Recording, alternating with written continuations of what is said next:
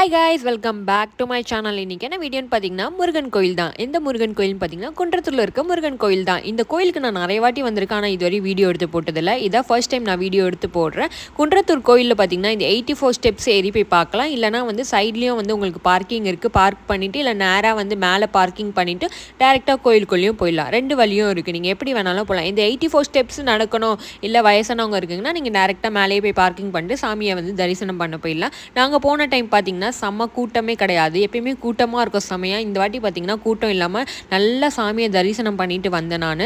அதே மாதிரி இங்கே பார்த்தீங்கன்னா நிறைய மேரேஜஸ், அதுக்கப்புறம் பார்த்தீங்கன்னா நிறைய அந்த விசேஷன் டைம்லாம் பார்த்தீங்கன்னா உள்ள கோயிலுக்குள்ளே போகவே முடியாது, பயங்கர கூட்டமாக இருக்கும்.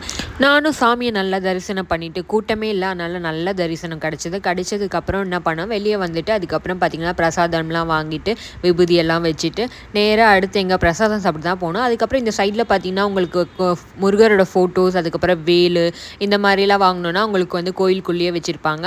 அப்படியே போனீங்கன்னா இங்கே தூளி கட்டுவாங்களே மரம், அந்த மரம் வச்சுருப்பாங்க. அதுக்கப்புறம் நவகிரகம், அதுக்கப்புறம் அம்மன், அந்த மாதிரி நிறையா இங்கே சைடில் வச்சுருப்பாங்க. நீங்கள் அவங்களே தரிசனம் பண்ணிவிட்டு நேராக இந்த கோவில் பார்த்திங்கன்னா இங்கேருந்து நம்ம மேலேருந்து இப்படியே பார்த்தோன்னா ஃபுல்லாக அந்த வியூ செமையாக தெரியுங்க. அது நீங்கள் பார்த்துருக்கீங்களான்னு எனக்கு தெரியல. எத்தனை பேர் அதுமாதிரி குன்றத்தூர் போயிருக்கீங்கன்னு கமெண்ட் பண்ணுங்கள். அதே மாதிரி இங்கே கொடுக்குற பிரசாதம் பார்த்திங்கன்னா எனக்கு ரொம்ப பிடிக்கும். அங்கே பாருங்கள் லட்டெல்லாம் உருட்டிகிட்டு இருக்காங்க.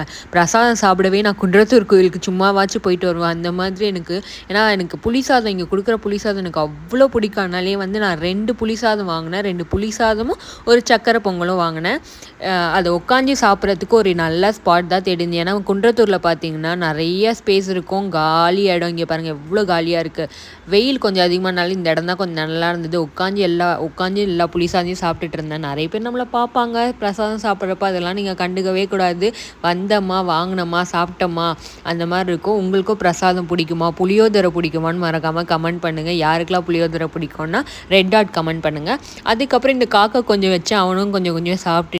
அதே மாதிரி கோவில் டைமிங் பார்த்திங்கன்னா மார்னிங் 6லேருந்து மத்தியானம் 1 மணி வரையும் கோவில் ஓப்பன் பண்ணி வச்சுருப்பாங்க. நிறைய பேச்சுலர்ஸு லவ்வர்ஸ் எல்லாம் இங்கே பார்க்கலாம். ஏன்னா நிறைய பேர் இந்த வியூ இருக்குல்ல, இங்கே நிறைய பேர் உட்காந்துட்டு இருப்பாங்க. இப்போ கூட உட்காந்துட்டு தான் இருக்காங்க. இது என்ன சொல்கிறது, அந்த மாதிரி ஒரு லொக்கேஷன் செமையாக இருக்கும். அதே மாதிரி நீங்கள் குன்றத்தூர் போயிருந்தீங்கன்னா அந்த படிக்கட் மாதிரி இருக்கும்ல, குளம் கிட்ட போகிற மாதிரி, அந்த இடத்துக்கு போயிருக்கீங்களான்னு கமெண்ட் பண்ணுங்கள். இந்த இடம் தான். இந்த இடமும் எனக்கு ரொம்ப பிடிக்கும். ஏன்னா நிறைய வாட்டி இந்த இடத்துலையும் உட்காந்து ஃபோட்டோ எடுத்திருக்கேன். இந்த வாட்டியும் அந்த இடத்துல போய் நின்று ஃபோட்டோலாம் எடுத்துட்டு அதுக்கப்புறம் நாங்களும் அங்கேருந்து கிளம்பிட்டோங்க. இப்படி தாங்க என்னோடய குன்றத்தூர் முருகன் கோயில் vlog